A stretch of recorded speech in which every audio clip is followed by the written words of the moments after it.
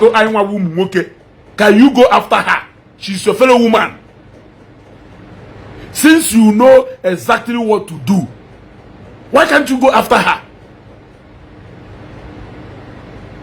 Why are you people always advising Okwuluora on what to do? Now this C.O.S issue. When you people can actually do that same thing and we get the same result.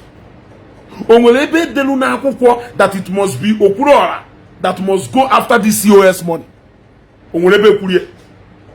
I want to know. Somebody tell me. Let me know. That it must be Okwuluora Ndigbo that will go after this C.O.S money. Okwuluora Ndigbo nwe go C.O.S OG. Jenu nata Madam Florence na Mary ego no hanwawu two people approve go ego. These are the two people approve go na haji cash. None of them has ever said that no nyere Okwuluora ego until any of them said so. For now, the only people who ego is Mary and the Madam Flo. Yeah? Okwuluora is not with money. He doesn't have cash to bring out. He doesn't have any money to pay anybody. Why are you people calling him? Why are you people calling ABJ? ABJ Onyawu, the head of UK police. Onyawu in charge of judiciary na UK. Okwuluora Onyawu Inspector General of Police. Onyawu Chief of Army Staff. Or Director of DSS. Why are you people focusing on these two people rather than going after people who go? All those things usually make against Okwuluora. Why can't you do it against Madam Flo and the Mary so that money will come out? Why must it take Okwuluora Ndigbo to go and retrieve ego unu wojejenye madu with yakono? You people took that money wojejenye madu with yakono. Yes. Why? Even in the short iri mmadụ onye ahụ wee nara ego na meeting ha kwụchabodo ego ha nata nke akwụkwọ na ha asaịnụrụ akwụkwọ wee shọtie mmadụ. Ụfọdụ n'ime ha akwụghọdụ that money. Ụfọdụ n'ime ha akwụghọdụ that money. You got to go?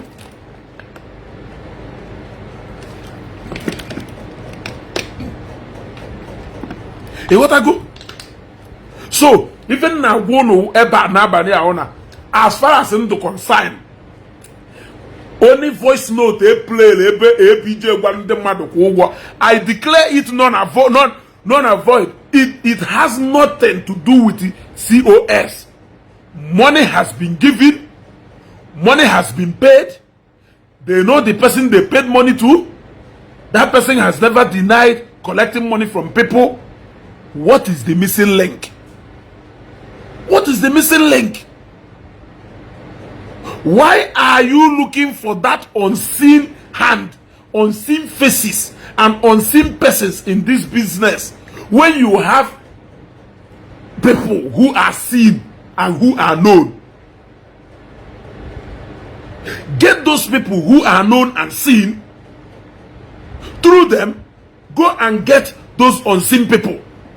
That is how interrogation starts. That is how investigation starts. Is it that it is me who doesn't even understand what is happening?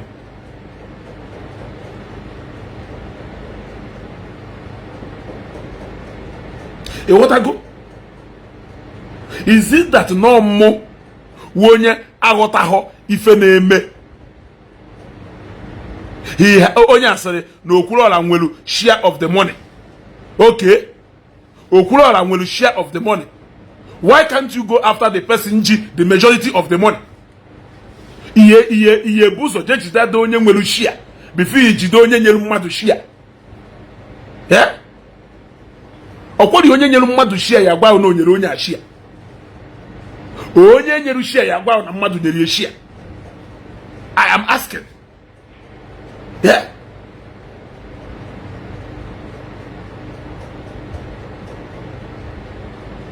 Okay, Ndi John.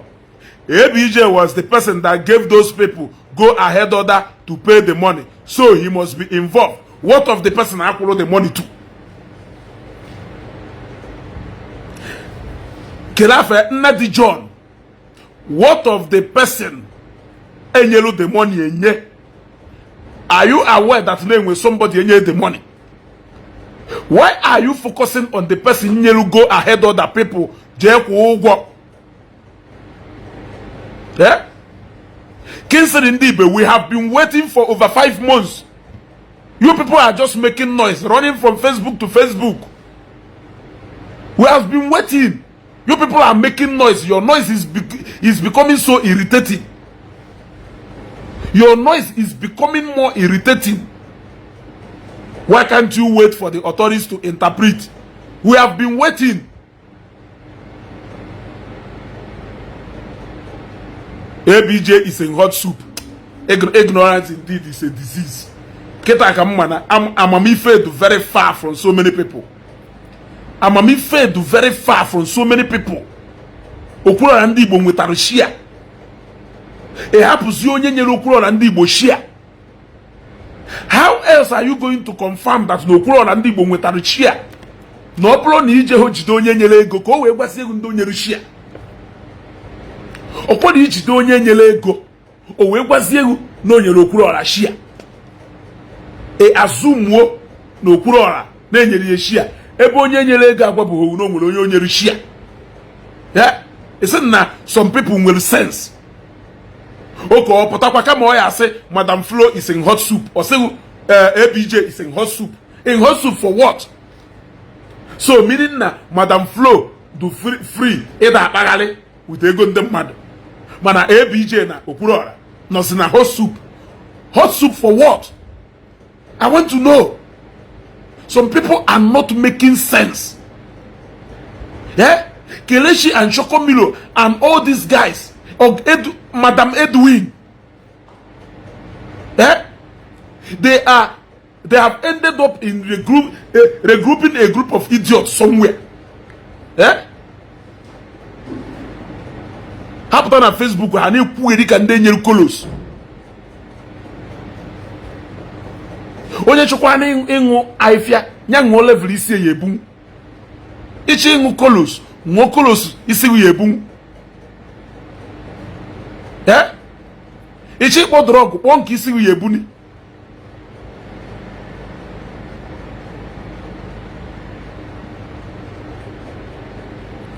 Ine your house eba. Eh? But why will you give go ahead order to what you don't know about? You reason them now. Why will you leave the person who collected money for what she doesn't know about? You know this, I can give you direction to anywhere based on the information. Yes. Yes, we will even madukuru now. James Frank, if you could okay. Ngwa kelonye deriva kam ku ifi kwuru kelonye de datin kelonye de bu datin mbo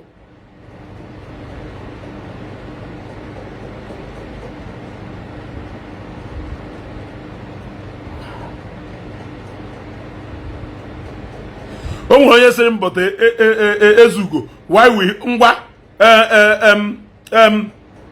answer mo kafo onya ngwa jesu ohi na bank mwa wezugo na enye ugo ahead order je na Zenith Bank gbalie ye bulu ego putawa. Take my word for it. Answer mo kafo na ndo otu unu mwa wezugo Global TV na enye unu go ahead order buy any Zenith Bank branch if anywhere gbalie ye bute any money if there ngwa move immediately. Ilu ebe ahụ ejide gị gwa ọ na-ezugo diri nnọkọta ọ na-akọcha ka ndị egbuwara isi. Ebela anya ịchọ na-ebitigharị na around the bush. Let me give you people a prophecy. Jee detuwe somewhere until people ask the necessary question, until people decide to go after this money the right way. For as long as you want to keep calling Okwuluora and the ABJ, that money will be lost. Otilo jee detuo today's date na akwụkwọ. Go and write today's date na akwụkwọ. Ka ekosi we implicate Okwuluora. No say no Okwulu na the first time ọ gwara Okwuluora maka the thing. No Okwuluora gwara ya no choho anything like that na the platform. They no convince ye no ife eji we chinyere ndị ba ya aka. O we say no problem. That is the only crime ABJ Interior Committee that no for an opportunity surely inyere ndị ba ya aka we nwa akwụkwọ. O we ba ya the idea. That is the only crime or committee. No for opportunity. I can help in the bay when one walk. A member say your work.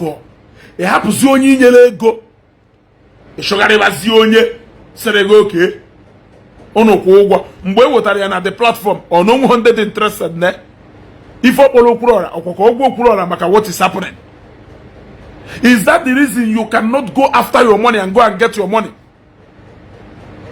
Is that a reason why you will deposit your money in Zenith Bank and you go to Access Bank to go and make a withdrawal? Is that a reason? Ije go na Access Bank. Jane Diamond Bank. Ije withdraw ye. Ana ma joga ajujo. Because unu ye nwelili sense. Unu je na page Kelechi ha. Kelechi ha ya white camera for 3 hours talking nonsense. I have come to really agree that age is only but a number.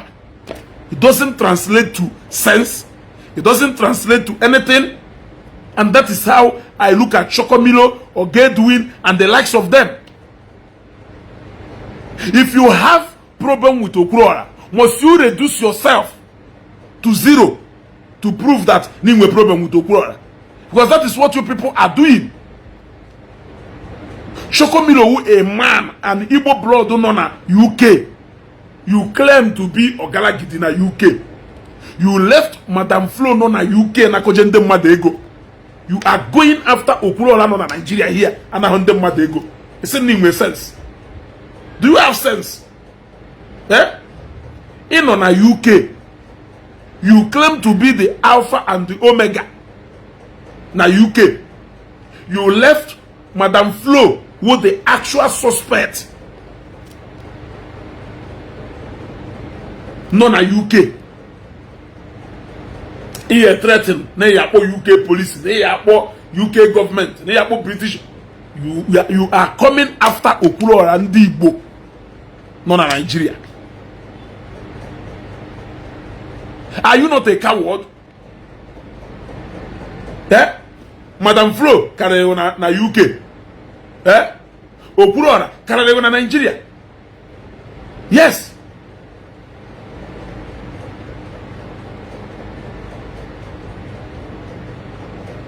You people should be ashamed of yourself.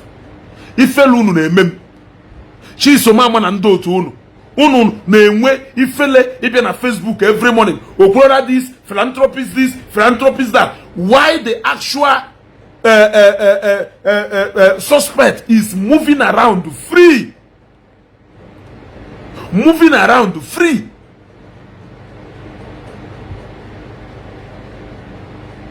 Because no they share this video massively because this thing not drop on this video. Go see na hana ne metuna aka na love and like.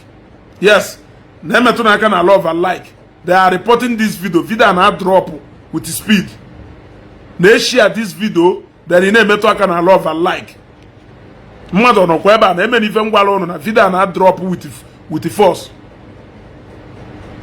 Share this video. You know, click the like and love button. Now we know yawo. Adama fear. Now we know yawo. The video now drop with his speed. Yes, now we know yawo. Thank you.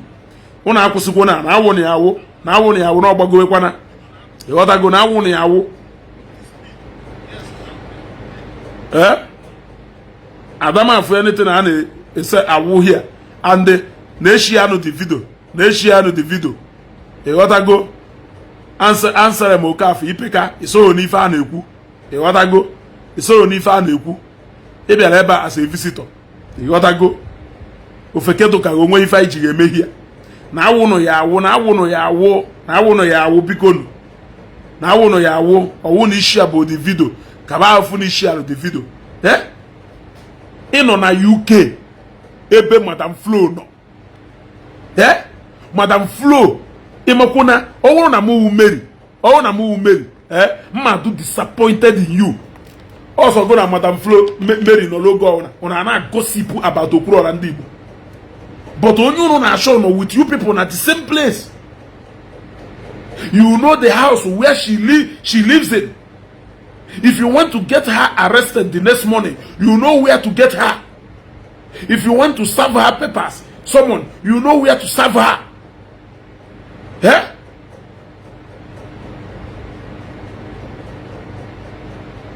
Happen Verydarkman, onye awo okpokiri ka owo.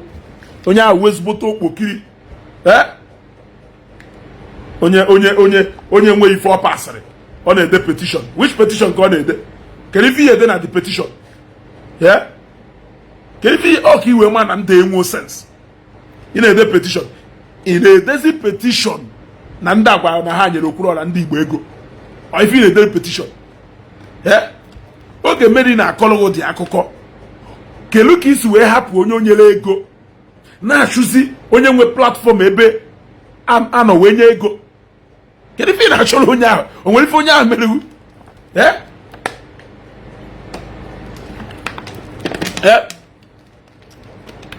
Unu celebrate the Verydarkman. Unu ka ya celebrate Al Jazeera. Celebrate ya CNN. We celebrate ya AIT na NTA. What I go? Ngu onye ọ na-enye sleepless night, obviously not me. We started talking about C.O.S a long time ago. We have even done more work on this C.O.S than what we are doing here now. We are just talking now. So it's not a sleepless night. I'm on a sleepless night. Go ahead, sleepless night. You see?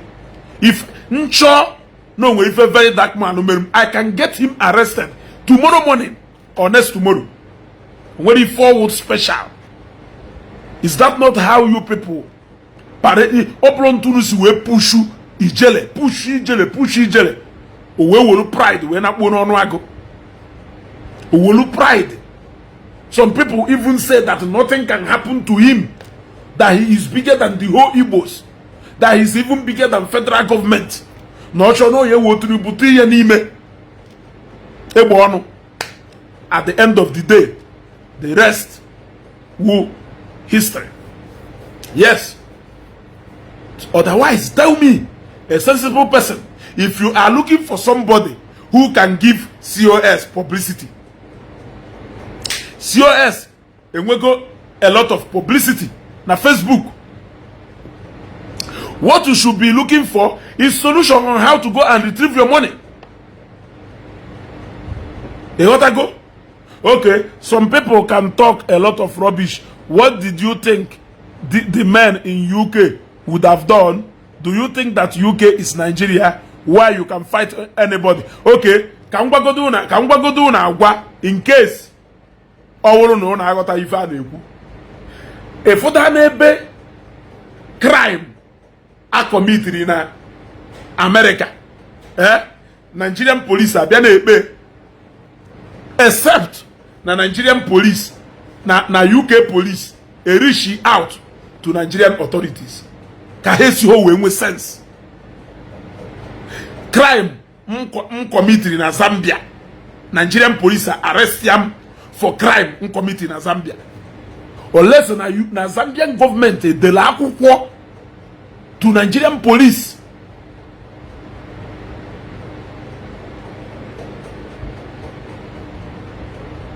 to investigate the same matter.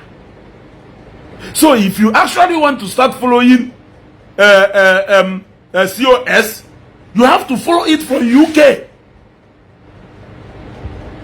Then if you want to follow it from Nigeria, you have to get Mary's husband arrested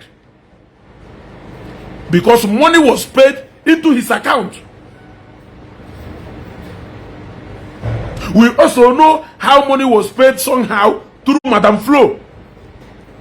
All those evidences are there. none of them is pointing at Okwuluora Ndigbo, a crime committed in UK. You want to come and start arresting Okwuluora in Nigeria when you have people who are directly linked to the same crime who are in Nigeria. Make una dey play. Make una dey play until na ego Iri Ji akwu nde bloggers ụgwọ akwu. She will still pay back the people she is owing. There is no two ways about it. You cannot run away from it. You cannot run away from it. You took money from people up till today. You haven't paid back even one person except Onye Ipare Iri Ji Ake General Madam Flego. You have not paid back other people. Even one kwasha, you have not given any of them. If you that no matter the level of publicity in this thing, the money Madam Florence CG cannot come out because of this noise. Number one. Number two, the money you collected from people, you must pay back. That is number two. Number three, there is nothing you can do to Okwuluora Ndigbo. That is number three. There is nothing you can do to Okwuluora Ndigbo. Number four, you are wasting your money. Kenny Obiola, I've been waiting for your comment a long time ago.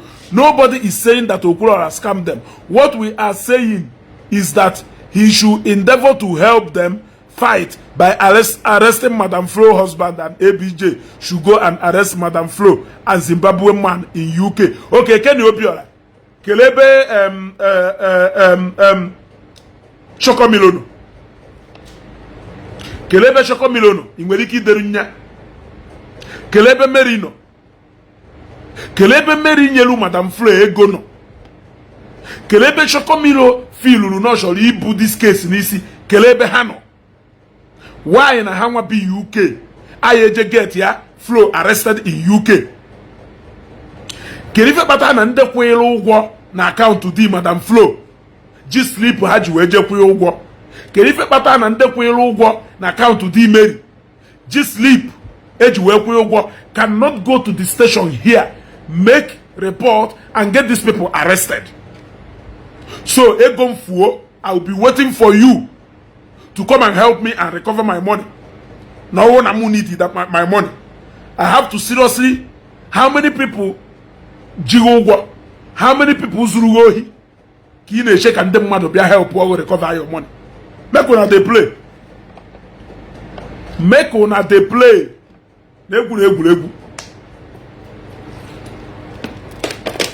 Negu. Oh, Shokomilo is being silly. I told him the truth and he blocked me. Shokomilo is in UK. Thank you, Kenny Obiola. Now you have seen that these people are being mischievous because now have a personal problem with Okwuluora Ndigbo. How can you tell Okwuluora Ndigbo to leave Nigeria and come to UK to arrest somebody when the people who are the victims are living there in UK? Eh? When the people who are the actual victims are living there in UK, when somebody to Kachokomiro Gwalaino, so powerful, no, an advocate for Mary, is living there in UK, why can't Mary go to the police station and make a report? Why you jabagare na social media nebe crocodile tears? Kenifo na bagale ya cho onye yenyeri aka afu mebe on ebe akwa shamelessly. Don't abandon me, Verydarkman. Don't abandon me. That lady enweho shame. That lady do shameless. Kita aka mwana ndohi aha enwe ifele. Yeah? Kita aka mwana. That lady enwe ifele. She doesn't have one atom of shame. Mpuchakwa asengo na nne moshi ekwuru na amusha ngwam wejebe ohi. ọ mụrụ ngwa m ọfụma before we jebe me ife o jere ime. Onye bi Nigeria jee UK jee dee petition arrest ya mmadụ. Why na onye ebe a nọ kịta egwuru nwayo na Nnewi ya ana m akpọ onye na Abuja ka ọ bịa nyere m aka na Nnewi ya amụọ m ebe area command Nnewi dị, amụọ m ebe CPS dị, amụọ m ebe Otoro police station dị. Ana m echezi ka mmadụ si Lagos bịa wee je mekiere m entry na police station ebe a. Kedu ife ọ na-akwụghalịrị na Facebook for God's sake? Kedu ife Verydarkman ya eme? You arrest Okwuluora, Okwuluora will go to the police station and show the people, look at what has happened. He will come back. He will come back. And why will you even wait for the Verydarkman to arrest Okwuluora? Why can't you arrest Okwuluora yourself? Why must you wait for the Verydarkman to arrest Okwuluora Ndigbo when you yourself has bragged that you will arrest Okwuluora Ndigbo? Kon even the police dey arrest you Okwuluora on how you go arrest here. Make una dey play. Make una dey play. Mary ego ga du wo mba. Nice game. Nice game. You will pay back every single money you have collected from people. Take it from me.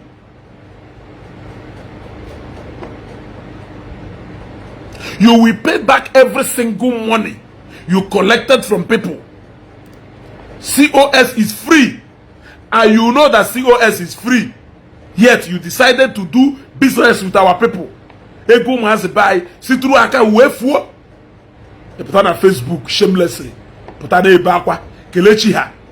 Amohon na good no gonna kelechi ha kelega.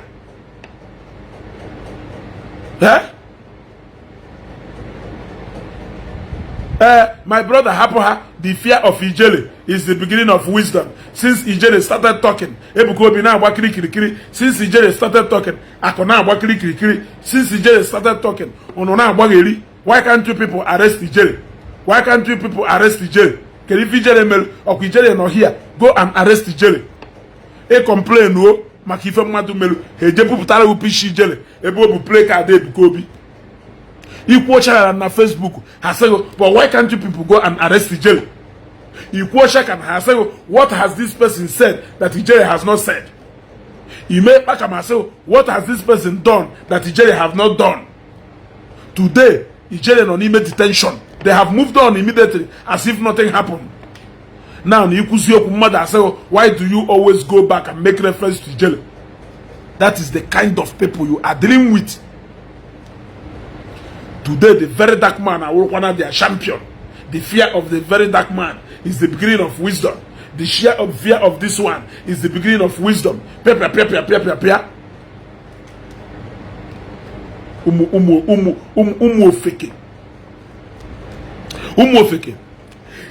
C.O.S issue remains what we have told you people. Nothing has changed. So far, so good. None of them has been able to prove that Okwuluora are involved in this C.O.S issue. None of them have ever proven that no Okwuluora a single money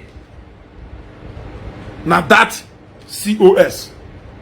None of them have ever proven that Mary Abahonde Madam Sama. None of them has ever proven na Mary which got those people on their money. And none of them can dispute that Madam Flo Mary the amount Ikwulu. None of them have been able to prove na the figure Ikwulu anapulunde mmadụ abulo ego na anapulunde mmadụ. None of them have been able to prove no nwere onye nwụrụ na C.O.S ya. And none of them has been able to prove that na people 300 and something million against ego na Ikwulu. So what is it that we have done that is not still standing till today? Now, what is it that Okwuluora has said that we have never said? What is it that Okwuluora has done that we have never done?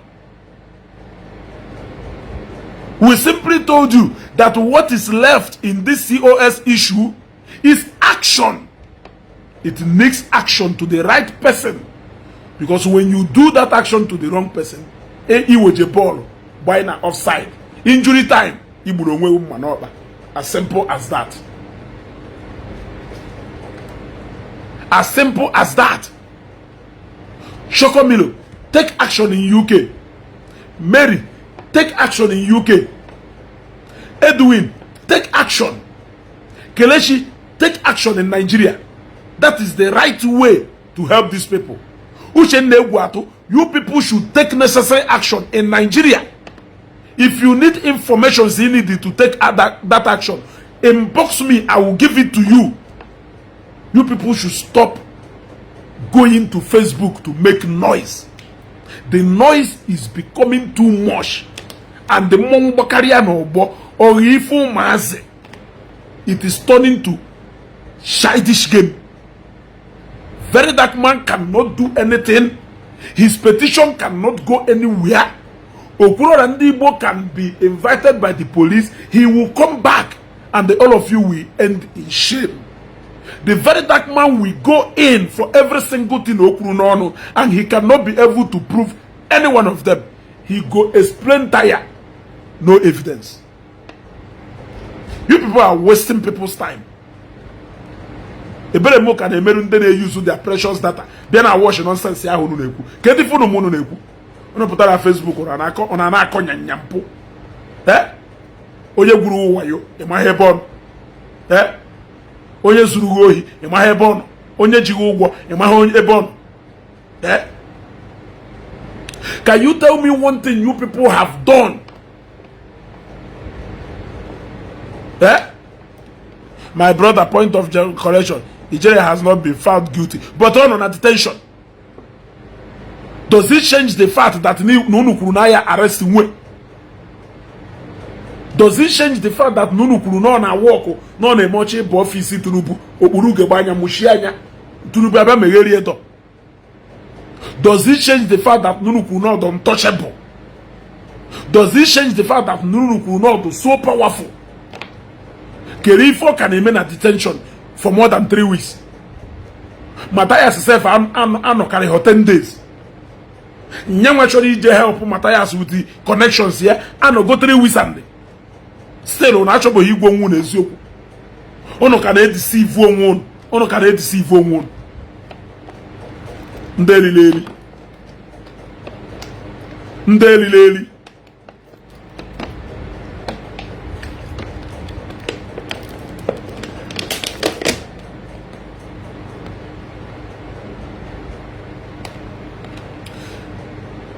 Okwuluora Ndigbo do so kind.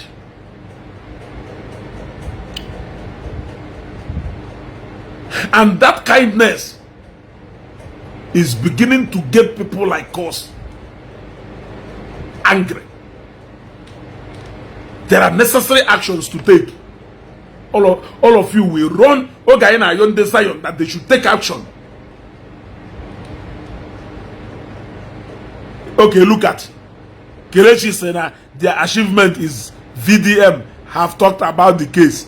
You see, they are only interested in looking for people to come and talk about the case. They are only interested in Okwuluora talking.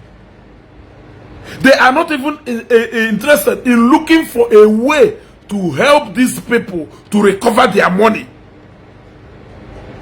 They can actually talk to Mary the same way they want Okwuluora to talk to Madam Flo. They can actually talk to Mary to pay back the people who Diego had. They can actually talk to Mary to pay back the people on Diego had. Don't know they need the money. Or put on Facebook or don't look easy at the Mambala.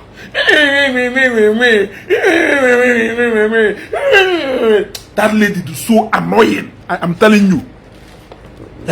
Or put on Facebook or don't look easy. Don't look with so much confidence, shamelessly. That is why in USA, no shame about that woman. No shame. She doesn't have any shame. agwa na that lady ya dey nwe God ịdapụta na Facebook abịa konya nyampu mekwe. What does it even take us? What does she take us to be? Eh? On a take here so everybody must be as daft as Kelechi TV. Yeah. Can you be on your Mbala? Yeah. So everybody must be as daft as Madam Edwin. Everybody must be as daft as Shokomiro. Even Ushende Guato, Gist and all of you. You people think everybody can be as daft as you people. We cannot be so daft like you people. Yeah. We cannot be as daft as you people. You people can continue wallowing in ignorance. You people can continue na sokasisi na bagale. Eh? Bitterness for Okwuluora. What did Okwuluora do to you people? Eh? Can you Okwuluora melon? Tell me one single thing. Okwuluora melon. Only pride. Happen here with the pride here. Or has a phone matter. I was in there. Na phone now gonna anyway. Yeah? Oh, na VIP WhatsApp group here. I don't want you in my house. Is it by force? Yeah? Kelifo melono na wasasi onogodo. Yeah? Kelechi ni nyeri ego ojigo ugwo. Ojide ugwo gwam ka igba nde ya agbo ka okwo ugwo. Kelifo melono. Yeah? Una nolu wite ekperima na jende mmadu ego. Eh? Nolu o were ego na jende mmadu na ata anu oko na ata anu ewu. Eh? Na eri okpa na angu mmanya. Na eri fried rice, na eri coconut rice. Oliwe eri chaye ogueze bataze na Facebook. Oli jugo na afọ. Oli jugo afọ. Amatara mudie ga ho na talo. We gali no bona na parapet ebe a na-alụ n'onwe ọrụ na-alụ. Ichere ego ji wobele ego. Ichere ego ji wobele ego. Makwa ego no ji mbụ that woman. Makwa ego no that woman ji. It's a lot of money, my friend.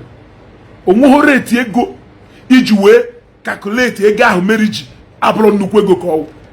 It's a lot of money.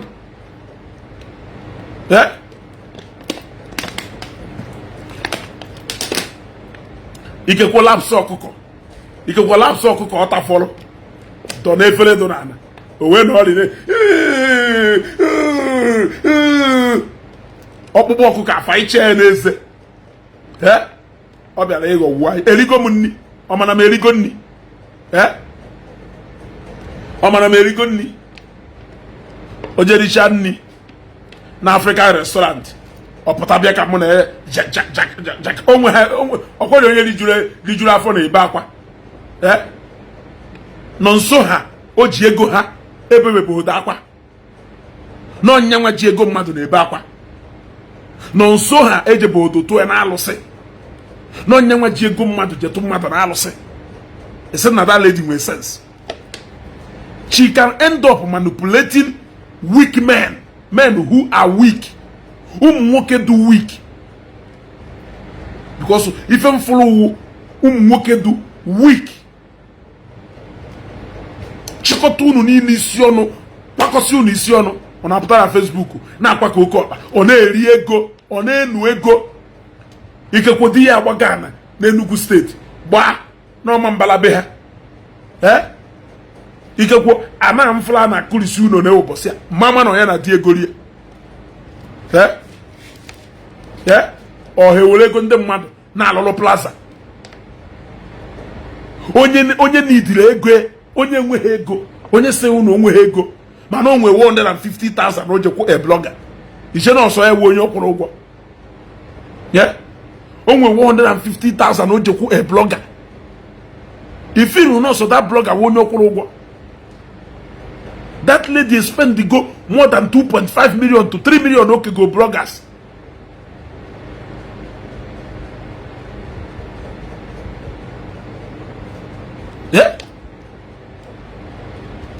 Saga George, thank you. Who spend the go more than 1 million to 2 million on AK bloggers. E kana akwam na onwe ego. Okay? welu 500,000 from ego ahụ ị na-eke ndị mmadụ kwere ya nso Verydarkman pụta free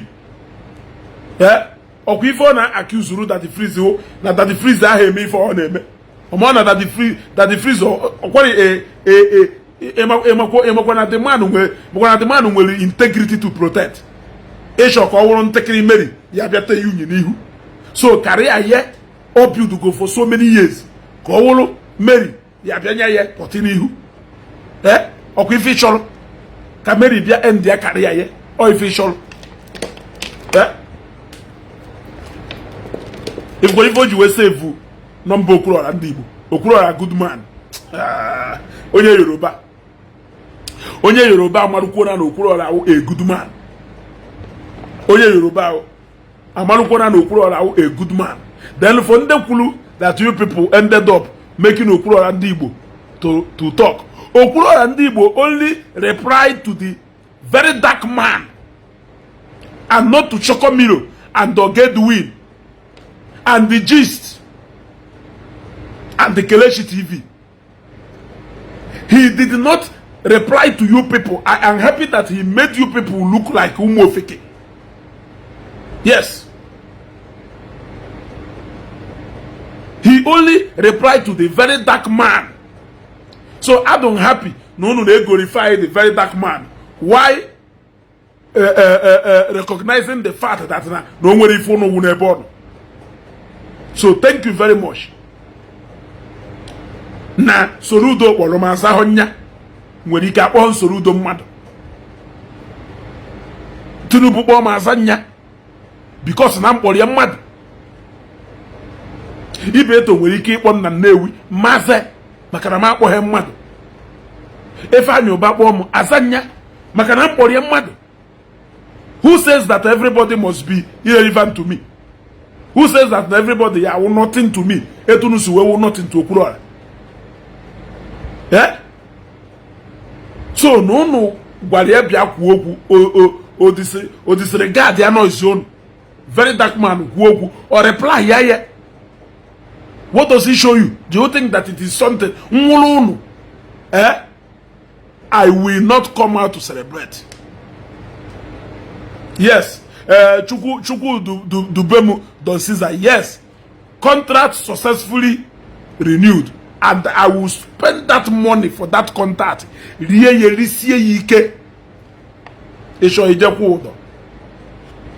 After all, Nanke Mary Jeko that the freeze tufu. So who says that na never that the freeze that somebody cannot pay me? Or say nwele go ya bloggers ke we know her side of the story. So somebody quarry mo ugwo ka we know his own side of the story. Owalo nya agwa na aka mma na eketo ye ndala.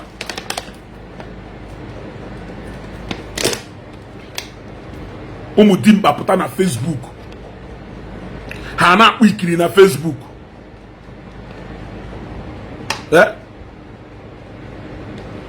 Ha na-akpọ ikiri na Facebook. Okudu straight. Okudu straight. Money moved from here to here. From here to here. Moving with action. Go to where money have moved in and retrieve those money. Why are you looking for hidden people in that transaction? Get the people who are known. Through them, go after those other people who are hidden. Very simple. I deposited my money in Access Bank. I move into Access Bank and demand for my money. If Access Bank doesn't want to give me my money, there are necessary ways to take to go to Access Bank. Ejepuzie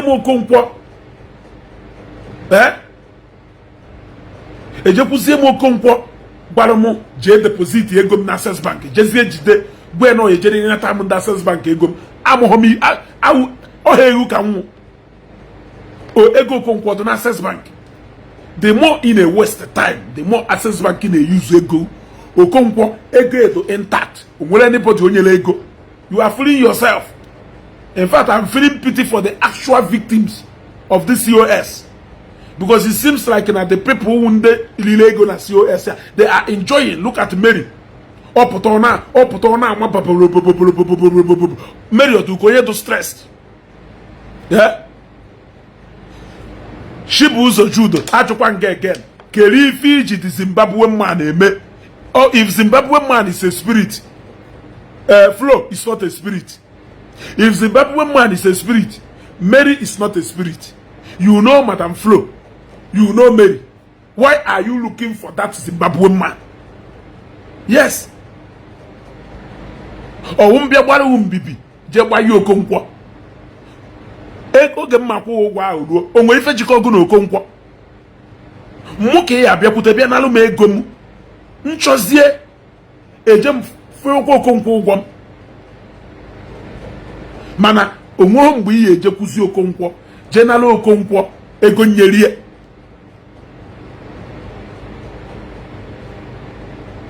Yes, the contact of the Zimbabwean man, but I am telling you, no way he Fiji me.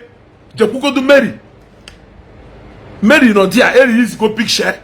He is everything about Mary. I mean about Madam Flo. Mary my address here. But Mary ko nyega address Madam Flo. So Jekuko do Madam Flo, je nataye ego nkoji before you show the Zimbabwean man. Onye Nigeria ibewu, onye Igbo ibewu, onwe ife ime nwurie na onye obodo ọzọ.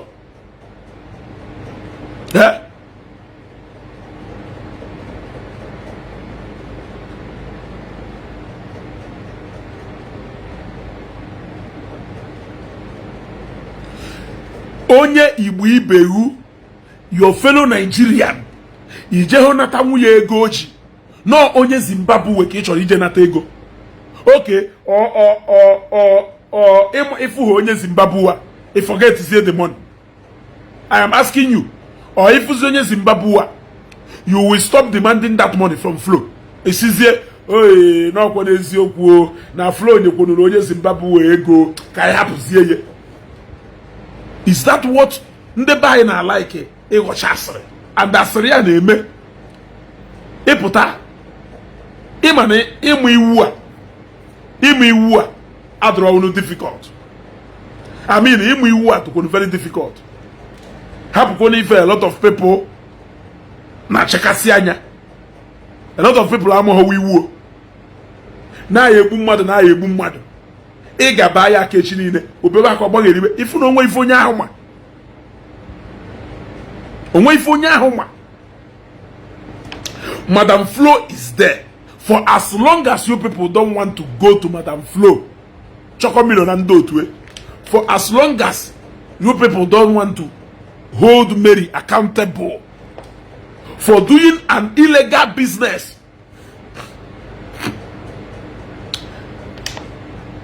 Ana Zoafiogu, Oganwa Afia, Nonubu Afia, Nonye je deliver afia, Hanchani ne do guilty. Or sentence ha ya di chiche. Oganwa afia. Nnunu bu afia. Na onye je deliver la afia. Hancha niile do guilty. So every single person n'ime ha lili one kobo na that business do illegal. Na that business aga hancha niile do as guilty as fuck. Some of the agents in the do reasonable enough. First you go their faith, say, okay, we will handle this thing our own way. An agent will, if I'm not mistaken, 40-something thousand pounds. The man will say, I don't want anybody to mention my name. I don't want anybody to fight for me for my money. I know how I will go and get my money. As a matter of fact, I have started selling my properties. Now put this people over. That is how a reasonable man behaves. Because no man know my business. And know what I go from that business. That business fail. Now, Kerifo Yejibena Drago Okwuluora na ABJ. He choose to have so nyam before me no buy. No will away or yesu we will agree. So nyama. But he's reasonable. nka na-efegharị na Facebook shamelessly ofeje na platform ile ya na-agba abịa n'ile ya ịgba agba ile ya agbakarịa abịa n'ibe akwa obekarịa akwa abịa n'ịshị ọshị ọshịkarịa ọshị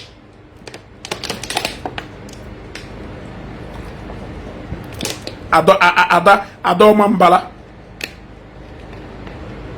ife niile ya yawo nọrọ na program ọ na-akpọ ọchịchịrị ịma ọ na-anụ ka ọ na-ata ịma ọnụ nkwobi ka ọ na-ata ọnụ rice ka ọ na-eri ọnụ na darkness ọ ya akwụ onwe n'ọkụ ka afịa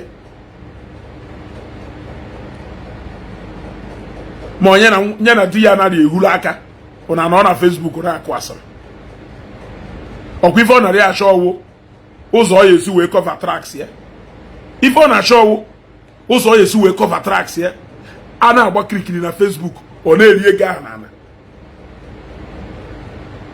obviously o believe go na o nwere ike onwe oge a esi wee wepụta that money and na ndị nyere ego aha ya na-eri ya just like that. So ka o put up a fight in the wrong direction ọ wụrụzie na a na-create awareness then ndị nyere ego ewefu oke nọ na fight kwonu ka o weta this money kama na onye ji ego ajisiri ike o rie the money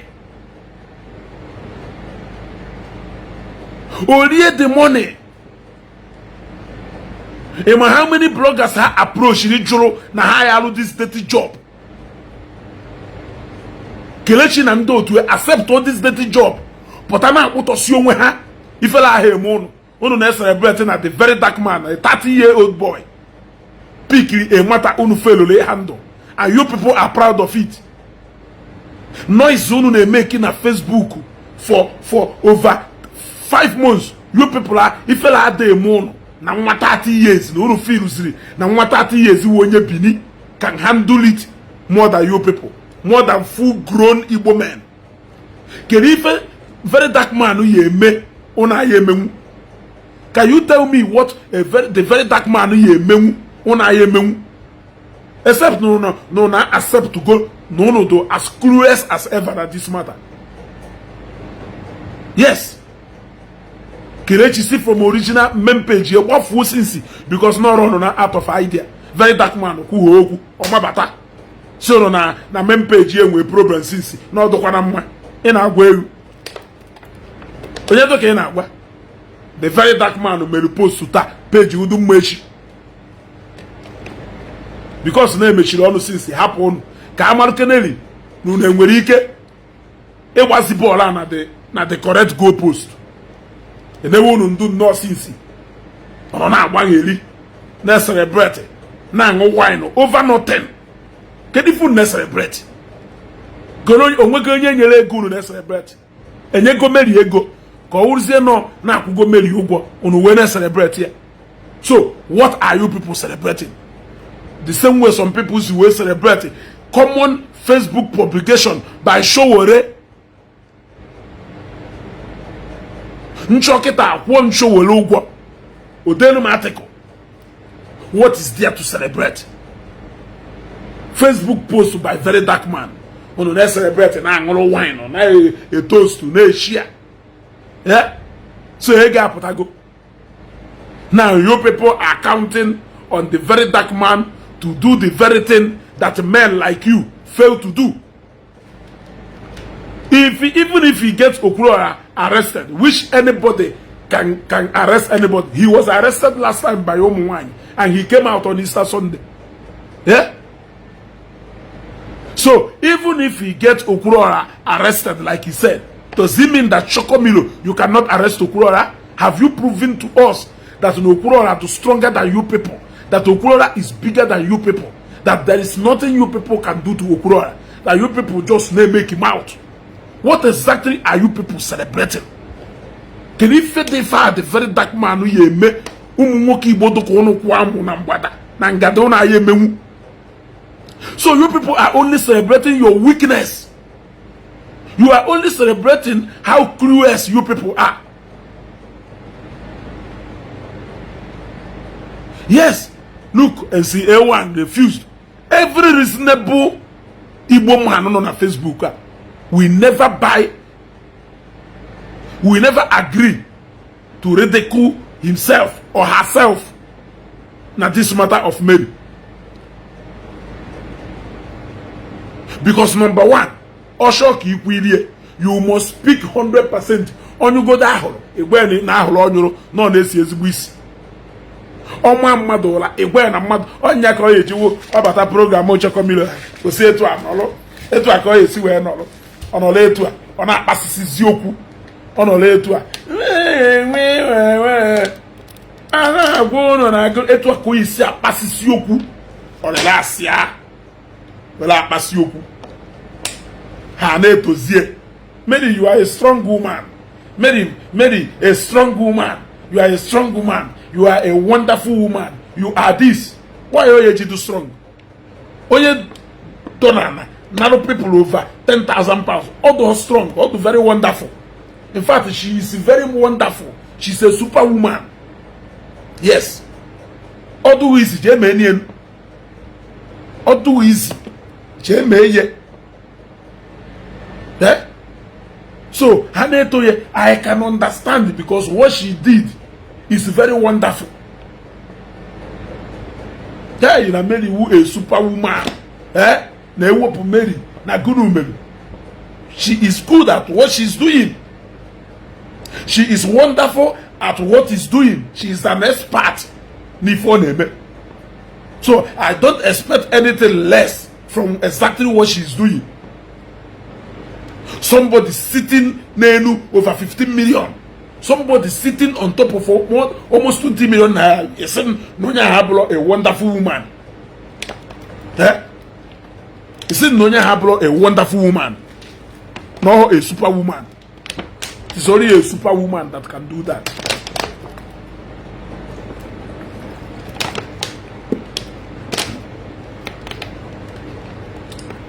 Unnecessary breath and answer. Pogariban.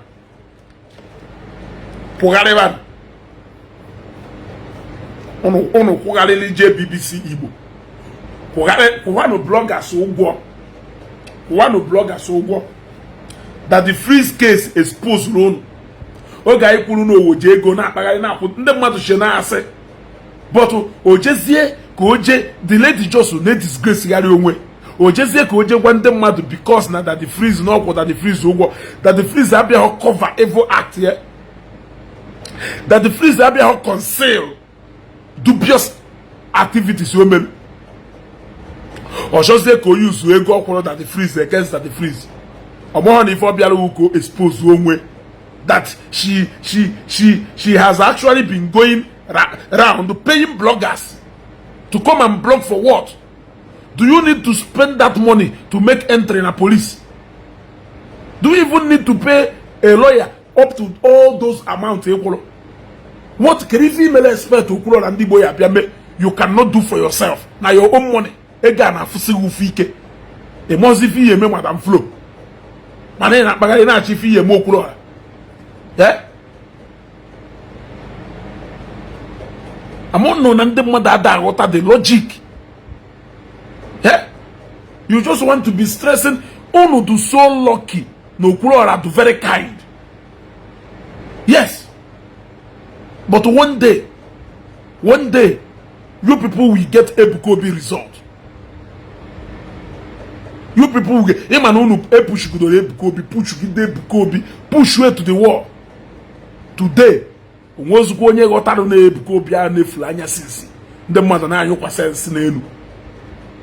that is exactly you people want to bring out the monster in that man. When you succeed in doing that, I will still be in this Facebook to count the scores for you people.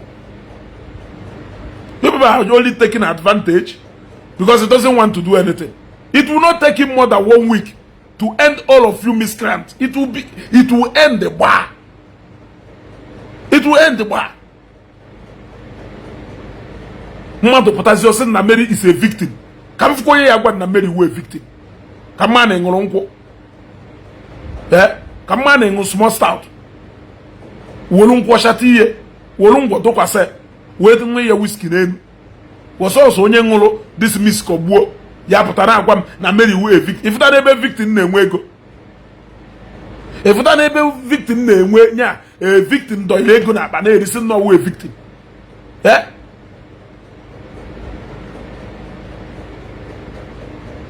Ifuta n'ebe victim na-eketa oke n'ife melu. You are no more a victim, you are a partner. You are a partner. Ife melu business wo ọga onye ọ na-eri ego.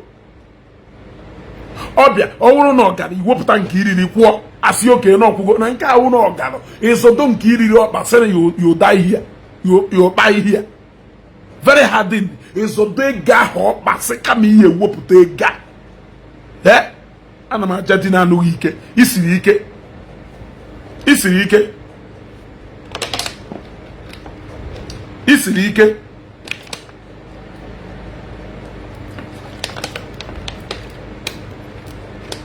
nye Collins ege ebe na Facebook brag ya n'ihe nye Collins ege kelechi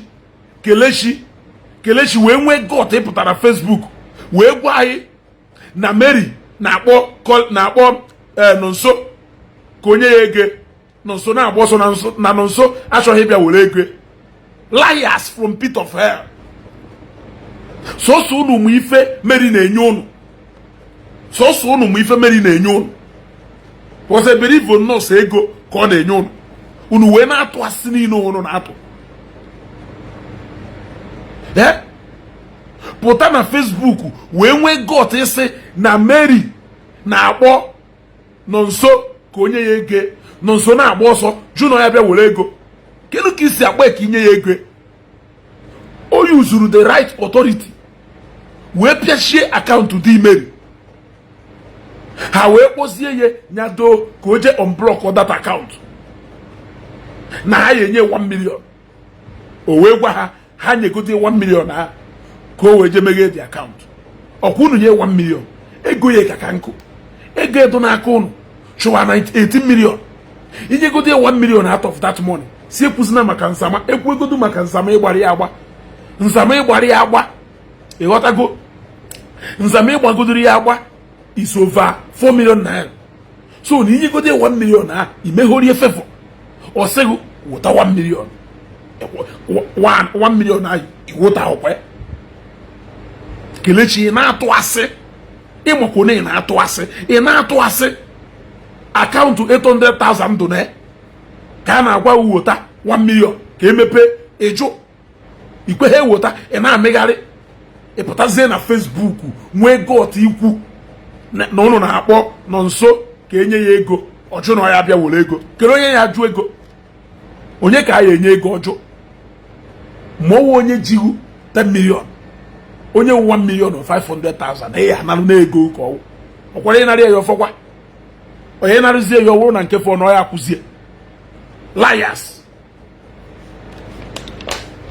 Unu anụrụ na konsili ife ọjọọ. Mary na-je ego lie na akpaghalị na abara ndị Okwuluora erighị ego onye ohi n'ụwa ya ka nke a na-eme. Mary na-je ego lie o make profit lie na akpaghalị na Facebook do bold enough na-akpọ Okwuluora and the ABJ ndị ohi mana nyanwa na je ego lie. Inyere Okwuluora shia, inyere ABJ shia go na fokele ego ha ma ebe isi wee nata ego. How wicked can you be? Eji mekele shia abi nyere aka tuwoku kasị asị ifo na asị. What will it profit you? So you are not even pitying Nonso. Kelechi go na Mary owe enyi nwoke una na-eme enyi nwoke na enyi nwanyị. O nwere ife go na na-eme na azụ ya mahụ. How can you be so heartless? Somebody with 9,000 something nye mmadụ 9,500 nye mmadụ enyebughị even 1 naira. You don't even pity him. Inyeru Mary aka na-play a silly game n'ebe the young man nọ. Ese nọ n'uche ezigbo mmadụ. Ọkwụnụ sịrị na onye sị na Mary ahụ a victim. Na ife before Mary ye before onye I accept. I accept because now any business in Jerime may profit in there. And I accept to risk it. I will bear the risk. I will do the business. If I lose that money, then I will take the consequences. We have all done businesses where we lost our money. In 2014, so 2015, I invested in a business that took all my money. In 2014 to 2015, I invested in business, taking all my money. Team no work. Muna business in Dubai. I was owing them more than $15,000 as of 2014. In the Dubai, Muna business. I was owing them more than $15,000. I was owing people. At my disposal. I invested it in that business. I bear the consequences. Yes, I bear the consequences in that business. Today, integrity move for the I lost a lot of things to that business. Yes, upon that business, obviously, if you may bring silent buffet, or how many are daily that money, or how many are done ACR, or how many are policeman are there prestige in with that money, or Blomon are daily. So why will I expect you to come and bear the loss with me? I will take it. So let Mary's faith be my faith, but let non-so faith and the other people like non-so faith be your own, since you are covering Mary. May what befall non-so before all of you. Now any business because I have to out for this evil plan. To Mary. How can you be that wicked? You are wicked. For a second, I thought you knew a woman conscience, but now I know that even you are very wicked. Nonso is a man like you. He took £9,500 and give to somebody. The same thing with other people. She has never given anybody a dime. Okay, na Facebook. Ka ifugodu n'inyego ego ekwuoye una asị na onwe onye ogbasalo na aha ekwu okwu ndị Mary na jego na Mary wu a victim una na ekwue n'ọnụ unu.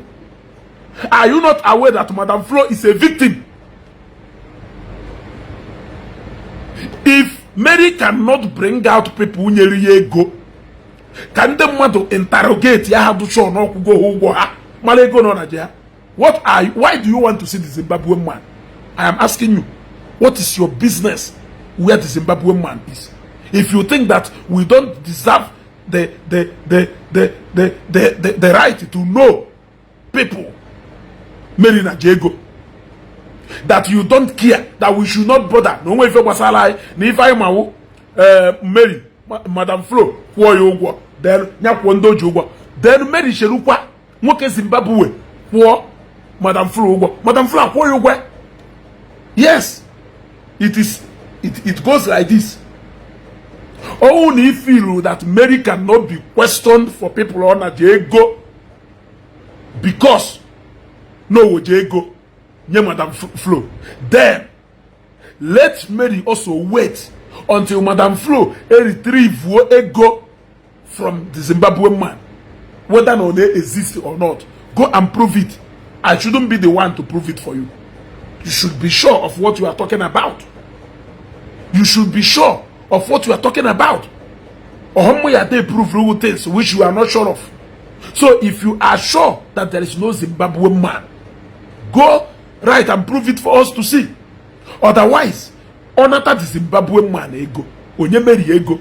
Mary ewe kwa ndona jego. Case closed. Case closed. Some of you now consider Mary the very wicked than I even thought. You are wicked. How else can I? Did Mary pay you? Did Mary pay you? I am asking you. You have refused to be reasonable to this case. Mary, you are a strong woman. in will God but on a program now say taking a hard on Mary, that Mary is going through a lot. You are very wicked and heartless. You are very wicked and heartless. Mary is going through a lot. Now business will Buba profit over 10,000 pounds. It's no, she's going through a lot. You are very wicked. Some of you, Shineke yakuchi no go iko ijiwe malo mmado ka ijiwe malo. Unaya wana ho justice ya. Wicked people. Unaya wana justice ya. Unaya wana ho that justice. In way God that Mary is going through a lot. That Mary, you should not stress yourself because of your health condition. In a Kia. Jeme pay Kia home. Jeme pay Kia home. Kiki ever from there to depressed. Have you ever for one day Sheife, Nonso and the likes of Nonso, what they are passing through? Do you even for one day think that Mary is the only person Nyelu Madam Flego? Have you ever thought of what other people are passing through? Eh? Ono put on Facebook or now was radio on anyhow. Na ekwu phone amaho. Na go see how empty you know do. Or if you know eh? From now henceforth, it will come message address on until they make sense.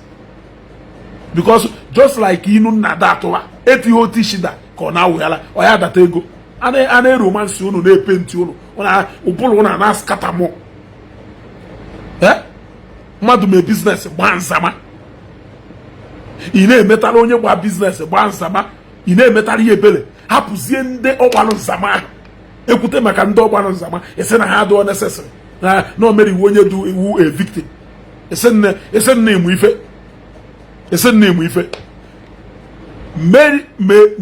Mary's condition, yes, nya before Rome, go on and decided he may such business. But Nonso and the likes of Nonso, if a meru Nonso, ye make it do no wa until Obosono ya put on Facebook, be tender public apology. That is the way it is. Kelechi unana bogari na page kampolamu na bogari kuru chokomilo ino na UK na enyegari mkpoto onye na chifa no UK kedifi na choro Verydarkman gbanda ha to konyoru ego move into action na owuru no ngwe fi yemem kedifi na choko Okwuluora Ndigbo bia meru. Why can't you people leave that man alone? Oso meriri ego ogbanu nzama APJ Osomeri ego Obanzama. What APJ did was not free for Omas buy. Yeah? Introduce her to Omas buy if I for her, Kawe Wauko. No one need to hear like that. Is it a crime? Is that a reason? Or a Jew on your solili? Is that a reason?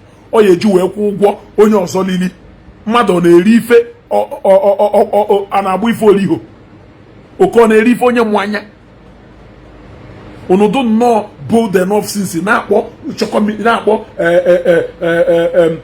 ekele afa ya ABJ Okwuluora ABJ Okwuluora ABJ Okwuluora hapụ ndị niile ego ha na-akwụgharị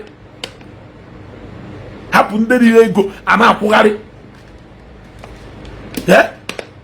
owuru mmuju di ego meriji why no onu ma ya da ahantu onu esi aha makwa ego noji na condition Nigeria today oshuta nu die gas nso ji weje UK oluta na olu why o ye ji aba wuru opportunity ahụ na achọ ka o build up page ese na onye na Chineke aya akpọ ya ọkụ gbam ife Chineke aya eji wee kpọ ya ọkụ kpọ chokomili ọkụ kpọ Ogeduwin ọkụ kpọọ Kelechi ọkụ kpọọ Gist ọkụ kpọọ Uchenna egwu atụ kpọọ unu niile ọkụ one ahụ unu ha wee na-akọnsịl ife ọja Chineke ya akpọ unu ọkụ ekwensu ya akpọ unu ọkụ ife ahụ mee nọ nso ye before unu niile one after the other nke meziri Mary before lụọ Can we mad if me business ego maybe at the loss of time. And I'm not worried. Then you got important. You are even crying. Okwuluora should be the one very upset with you. Okwuluora should be the one very upset and mad with you. The reverse will say the case.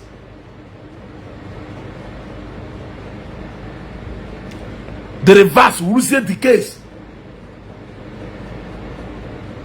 Happen on Facebook since so bosia. No disgrace yali onwe. They never handle. I just never handle. Can have do reasonable for once. They still refused to have sense. Imagine even kota na abo. He decided that he ye kota hono. Still on kota he enwe sense. Obri name all this why. Page melu maybe. Don't want overnight. Page guy ye maybe because no look like Kereshi page yaho ye maybe because all I could go Ishi na ni la could go to Kegaba. You go nowhere. You gotta go. You go nowhere. Have you people accepted that they are aware of the whole thing from onset? They were aware of the whole thing from the onset, just that they thought it will favor our people. Okwuluora is innocent, but was aware of the C.O.S. MC Odogwu Dubai comedy. What difference does it make? What difference does it make that Okwuluora is aware of it, but they thought it will favor our people? Does it stop people from going to the actual person Diego to go and retrieve the money? That is what I am asking. Yes. Let us assume that no Okwuluora do 100% aware of it, but no Osheni Ife from the buy. However, does that give him the sole responsibility to go and retrieve that money? So go one way go. You will not go after your money, especially every money go. So a long time. The one ever what I'm not going to go for a long time. Can I baga ABJ send them out of Kogo, ABJ send them out of Kogo, a business na platform Okwuluora, a business na platform Okwuluora. Onyo now a supporter of Okwuluora. I want that argument to end this night. Now, okay, now platform Okwuluora can a business. Ayaya bagazie. ABJ interior, Barunde Mado Kogo, yes. Ayaya bagazie. Okwuluora are 100% aware of the business. We decide with ABJ. We will no longer argue it. That is our position. Take action. That is our position. Along the line, if Okwuluora is implicated, come, we will help you to give you that voice. But for now, as far as onye jiego ahefwefu, ndenyeri ego, ofu onye debela ahụ na nya onye ala na awụ ka ishara Facebook. So no onye ma address onye a na-ekwu ifa. Police shi lead to bonya. Onya yeso we lead the police to be. So keri ifa ị na-enyeziri mkpọtụ na Facebook ebe amụ onye ji ego. E hapụ onye ji ego na-achọ onye nyelu court according to you people. Or court get interested in it called the main money. Or share enyelu Okwuluora get interested called the main larger portion of the money. Ebono do smart ejuaye keri ifa iji wee hapụ Madam Floji the bigger money. Na-ejekuzi Mary ji the smaller amount of money. Okwifu no July keri ifa iji wee hapụzie Madam Floji the bigger money. Na-ejekuzi Mary ji the smaller amount. Na Mary wotachago de ego no jita na ya kwụcha ndị C.O.S ụgwọ ha. Or if so many people na-ekwu. If so many people na-ekwu. So keluki yesi wee hapụ Madam Floji the larger portion of the money. Ị na-ejekwa Okwuluora enyeru shia. Ịmata Okwuluora shia enyerie. Ọ ya kwụ ndị niile kwụrụ C.O.S ụgwọ. unu mu ife. Okunu mu ife. Let us follow it logic by logic. Onye nwale ebe ọwụla ahụ ojechela akwa ya. Monde butoria nya gwa onwe Allah ha do enough. Allah ha do enough. Jekwu onye nyere ego je na ego. Yes. Okwuluora emeho C.O.S. Okwuluora eso unu biri UK. Ọha acha akwụkwọ ya jibi UK. ABJ Interior nwere akwụkwọ na-eme business in UK. So these people, I was never part of that ifuru jeme. You may go and spend the gold na Zambia. You may go and spend the gold. I may spend the $7,000 just like that. I'll quite hear what I walk for another one. You should also know my case C.O.S. C.O.S. I want if I not by if I want to well permit a year, you know, I am C.O.S. Nankai. C.O.S. who's only a sewer with a permit ya. I want Jega Shonkai. Or for the show in your company. Ya we go when your employment permit. No, they ain't a law na company. E what I go. Or for the key and yega, ye without queen a shop. Or seven and name a shall if any name spend the shago in spend. Ndembuna, bia the immigration, bia inspection, mark here down. Can if ye me? Can if ye me? Eh? A guy, if what? I've lost money. Now 2021, I lost money. Egone, I lost almost $2,000 in dollars, then 6,000 kwacha in kwacha. I lost it. Eh? So, unu shena C.O.S. ya. Emelu ma akwụkwọ, emelu m ndị mmadụ, ama m mgbe nne m ife, ama m ife do involved. I know what is involved. It's either you are ready to lose your integrity or what? Or you lose your own money. Or you bear the consequences. Yes. That is it. So Mary Jeme business failure. I should begin to have headache in business Mary Jeme. Mona you share the profit. Or what put that the profit? Maya for zie na ekwuwele okwu nde mere ife. Ngwa wopụta danụ nke fọrọ iligo ndị ọzọ wopụta nke fọrọ.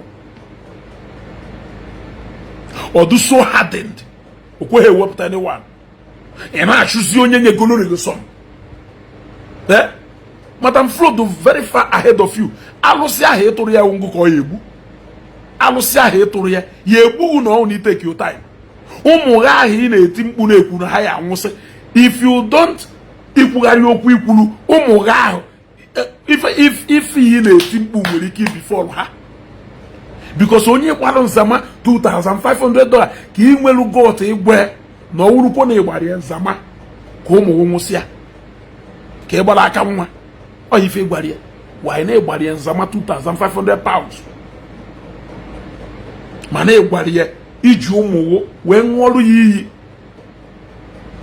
ọ gwazie elu oge ọ chọpụtara na iyi ṅụrụ ya n'ụga ka ị na-atụ ọ gwazie elu na ife ahụ ịṅụrụ iyi emego itigharịwa mkpu si na agwa na ụmụ ya anwụsị ndị otu ndị chọrọ ịda kọvago amụm ife na-enye ha sọsọ ngụ ụmụ ife na-enye ha I don't want to care n'ife na-enye ha itiri mkpu kpagharịwa ebe niile Chineke ya kpọcha unu niile ọkụ ọkụ ime unu niile a na-asọpọtụ ekwensu akpụrụ onwe Mary Chineke ya unu niile ọkụ ka m kwụzie like this osote enu unu mebere Chineke ya unu niile ọkụ unu niile chọlụ nkụtari chance eze elewe egwu Mary na ndị otu eri ego Okwuluora Ndigbo apụta na-agbagheri na ọ na-achọrọ unu ego Chineke ya unu ọkụ nkụtari chance eze elewe egwu kelu any single finding I megolu unu dispute receipts nothing. Okwuluora ji ego Okwuluora this Okwuluora that. You people should take action against Madam Flo. She is there. Take action against Madam Flo's husband. She has her family here. Kele she recruit all people. You people should recruit. Yeah, with the Verydarkman. Take him to Owerri. Madam Flo onwe family, onwe boss, onwe people, onwe relations, onwe relatives. Why can't you people make effort and go here and there? Recruit people, involve people who you should involve. Then Mary, I will go on account to the account to the Mary Flo. If you need that information, come, we provide every information for you. Take action. Stop making noise. Too many words don't fill a basket. Yes. Ayebu Igbo na-eti ọnụ, Ibu Igbo. Kama ya akụ Igbo. Iwolo ọnụ na-eti Igbo. Ị na-eti ọnụ kama ya ada akụ Igbo. Nekwe Igbo eko. Iwolo ọnụ na-eme papam papam papam mana ya ada akụ Igbo. Yes. Take action. Stop running around. Stop looking for Zoniya Ezo.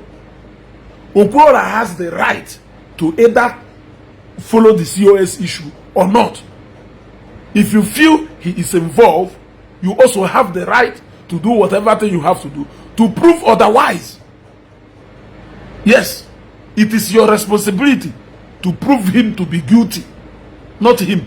Doesn't need to prove anything to you. There are no further than on our WhatsApp group. I pity you people. Those people that are working with Chokomilo and Mary, you people will lose your money. You will cry.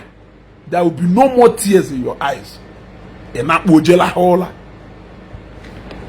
Aneku ife ya balloon ulu.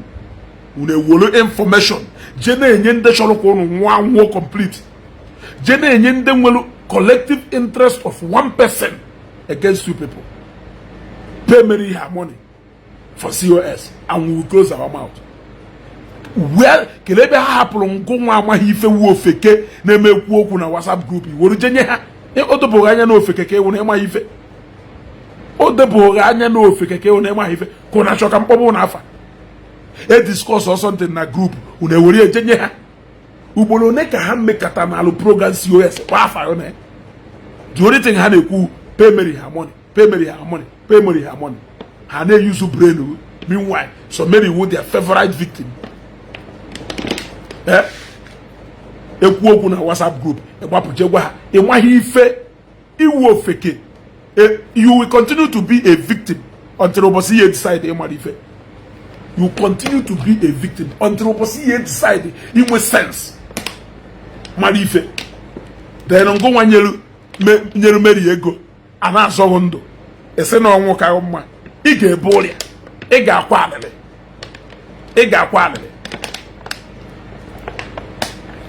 ọgwa from ebe ụfọdụ n'ime unu na comment ifu bụ ụdị ife onye this new person kwuru na onyere Mary 5,000. I am sure that na ego na limit to anybody. I am sure that na data page who adroad anywhere meaning na emehodu C.O.S eme manya wuzie na emeri ọwụ fake inbox a screenshot rom if di mayo. But I will want you to contact me yourself. Achọ me ịkpa afa. Contact me yourself. Ikwuru n'inyelu Mary 5,000. I disturb karịa ya or block or block nonso or block so many people. Mana ọ na complain na onye nyere ego block ya. Chineke ya akpọwa ọkụ. Chineke ya akpọwa ọkụ. May end this broadcast ever. Tomorrow again we are coming back to back until the issue, until he finish here, exhaust their noise with the Verydarkman. I am not Jesuike. Shelukwa until Obos Hayeje BBC. Etu akaye si chegidono until Obosun decided in with sense and do the needful. Do the right thing and go and get your money. Stop running around. You can't leave that responsibility for anybody. It is your money, and your money it is. Take actions and go and retrieve your money. Do not leave anybody no responsibility of onya hije wota ego, onya hobwege, onya wotara ego, onya ka na-emelu the thing. Why will you do something you decide to leave another man to take your responsibility? That is coward. That is being a coward. That is being a coward. and amaghị ife at the same time. Yeah? Mary is not directly from Amambala. I will not doubt it. Ebo ne paint you so many colors. Yeah? Obata program on or na pochisheni na ata anu oko. Yeah? Na ata anu oko, na ata anu agwara with ose. With ego nde mmadu. Na angu you go to, na angu kunu, na angu tiger nut with ego nde mmadu. Yeah? With ego nde mmadu. Ongu pie obia bebe akwa. Ongu pie obata na program bebe akwa. Verydarkman akwa. What can your tears do? Keep crying. Keep crying. Keep crying. Ndahe na jego junu iya. Ndahe na jego junu iya nye ego ha block ha. Haya de beru ga secret akwa alele. And akwa alele ya. Yeru Chineke obi fast. Angwa eziokwu. You must pay back their money. Echo Jena DSTV. You will only be wasting the money in attending the mother, which you will later pay back. You gotta go. There is no place to hide. You brought out your legs. Good yakaro, shape top agilo. Can I shape top agilo? Do not abandon me. Do not abandon me. I am begging you. They are saying this. They are saying this. What is it they are saying that is not true? That is not true. Okwuluora melon. Ndi Igbo. Appreciate kene ni ifunu mwele. Bodike. Bosi ifike yeme. Acho anwa dike. Bodike na ogu no. Ubosi ogu ezi yelu. Acho anwa dike. Bodike. Bosi ifike yeme. Acho anwa dike. Dike na ogu no. Ubosi ogu ezi yelu. Kashifon.